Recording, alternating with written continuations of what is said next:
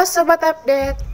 Belakangan ini kita sering mendengar ataupun membaca berita mengenai herd immunity yang akan diterapkan untuk mengatasi pandemi virus COVID-19.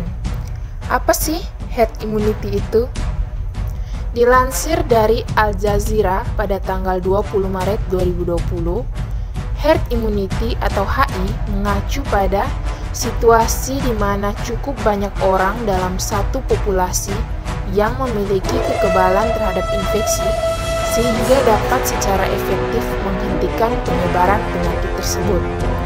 Nah, caranya itu ada dua, yakni cara yang pertama adalah dengan vaksin dan cara yang kedua adalah dengan membiarkan 70% populasi terinfeksi virus sehingga akan mendapatkan kekebalan antibodi secara alami. Namun, untuk cara yang pertama, belum ditemukan vaksin untuk virus corona. Maka, pilihan HI ini adalah dengan cara menginfeksi penduduk secara langsung.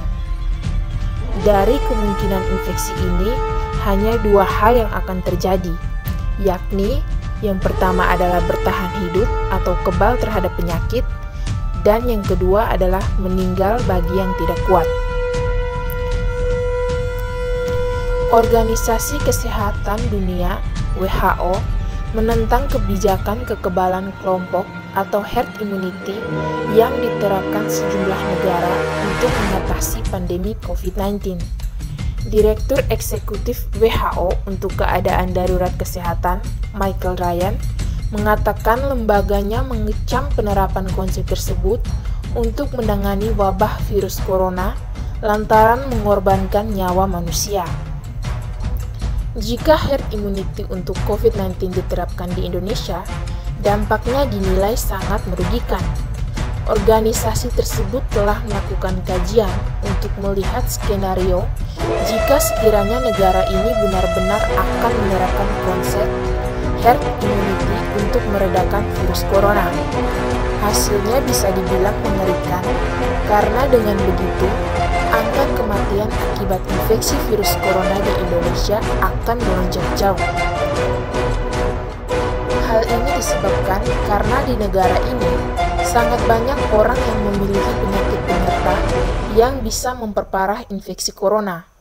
Penyakit tersebut antara lain penyakit jantung, diabetes, penyakit paru kronis, hipertensi, kanker, dan penyakit autoimun. Jika herd immunity diterapkan pada Indonesia, maka akan kehilangan satu generasi akibat COVID-19. Herd immunity yang pelan-pelan akan dilakukan pemerintah Indo, meski nantinya tidak akan dibilang herd immunity secara langsung, akan tetapi kita mulai merasakannya. Herd immunity ala negara Indonesia adalah yang pertama.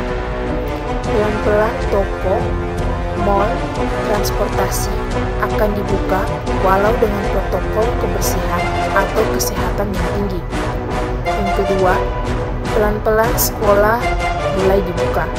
Yang ketiga, pelan-pelan kantor dan aktivitas massal mulai diperbolehkan aktif kembali. Herd immunity yang akan dilakukan memiliki dampak negatif dan dampak positif. Dampak negatifnya adalah 1. Akan kehilangan penduduk hampir separuh juta jiwa. 2. Akan menyebabkan kematian massal. Dan yang ketiga, rumah sakit akan super kewalahan. Sedangkan untuk dampak positifnya, yakni 1. Pandemi akan cepat berakhir. 2. Akan terbentuk manusia baru yang lebih kebal dan bisa beradaptasi dengan penyakit baru.